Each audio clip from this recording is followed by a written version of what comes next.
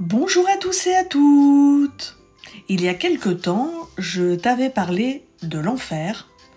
Aujourd'hui, je vais te parler du paradis. Alors le paradis est la demeure de Dieu. On y accède par la grâce de Dieu, par le moyen de la foi. Parce qu'à la base, tous ont péché et sont privés de la gloire de Dieu, nous dit Romains 3, verset 23. Mais Dieu a envoyé son Fils pour nous sauver. D'ailleurs, Jean 3,16 nous dit « En effet, Dieu a tant aimé le monde qu'il a donné son Fils unique afin que quiconque croit en lui ne périsse pas, mais ait la vie éternelle. » Le paradis est céleste, mais aussi terrestre. Le paradis terrestre est la deuxième terre dont parle Ésaïe 65 et 66, mais aussi l'Apocalypse chapitre 21. Le ciel biblique n'est pas la destination finale des hommes, car la nouvelle Jérusalem sera matérialisée sur terre, comme l'apôtre Jean a écrit. « Je vis descendre du ciel, d'auprès de Dieu, la ville sainte, la nouvelle Jérusalem, préparée comme une épouse qui s'est parée pour son époux. » Donc ceci, c'est l'Apocalypse, chapitre 21, verset 2. Nous aurons donc un lieu physique où nous résiderons avec Dieu. Elle est d'ailleurs décrite, la Jérusalem céleste, dans le chapitre 21 de l'Apocalypse. Et donc je vais te lire une partie du chapitre 21 à partir du verset 12 jusqu'au verset 25. Elle rayonnait de la gloire de Dieu. Son éclat ressemblait à celui d'une pierre très précieuse, d'une pierre de jaspe transparente comme du cristal. Elle était entourée d'une grande et haute muraille avec 12 portes, et à ces portes 12 anges. Des noms y étaient inscrits, ceux des 12 tribus d'Israël. Il y avait à l'est 3 portes, au nord 3 portes, au sud 3 portes, à l'ouest 3 portes. La muraille de la ville avait 12 fondations qui portaient le nom des 12 apôtres de l'agneau. Celui qui me parlait avait pour mesure un roseau d'or afin de mesurer la ville, ses portes et sa muraille. La ville avait la forme d'un carré et sa longueur était égale à sa largeur. L'ange mesura la ville avec le roseau et trouva 2200 kilomètres. Sa largeur et sa hauteur étaient égales.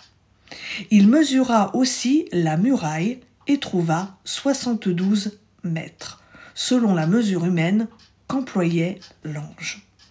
La muraille était construite en jaspe et la ville était en or pur, transparent comme du verre pur. Les fondations de la muraille de la ville étaient ornées de pierres précieuses, de toutes sortes.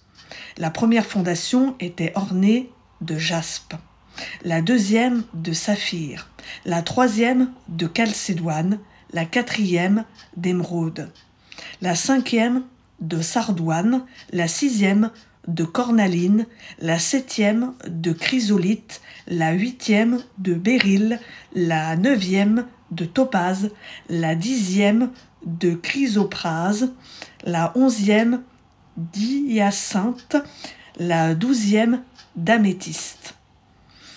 Les 12 portes étaient 12 perles.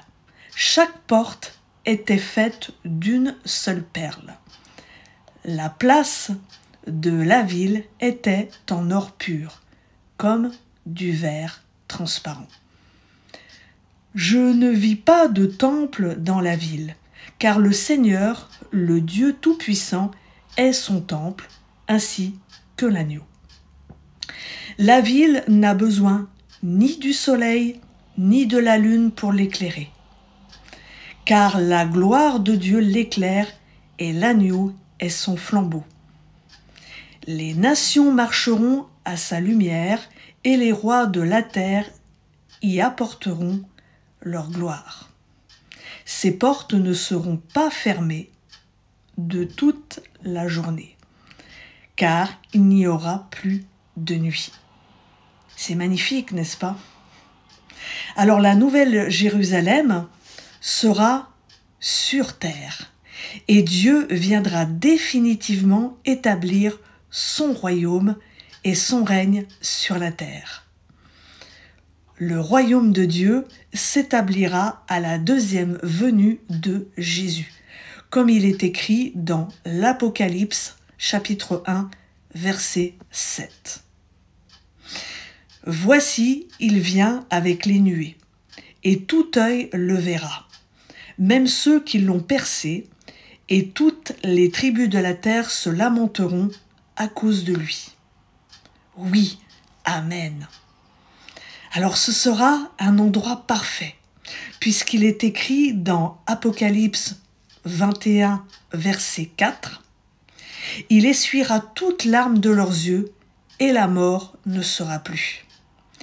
Et il n'y aura plus ni deuil, ni cri, ni douleur, car les premières choses ont disparu. » Alors pour finir, les questions que je te pose aujourd'hui sont les suivantes. As-tu accepté Jésus comme Sauveur et Seigneur? Et si tu venais à mourir aujourd'hui, est-ce que tu sais où tu irais? À bientôt!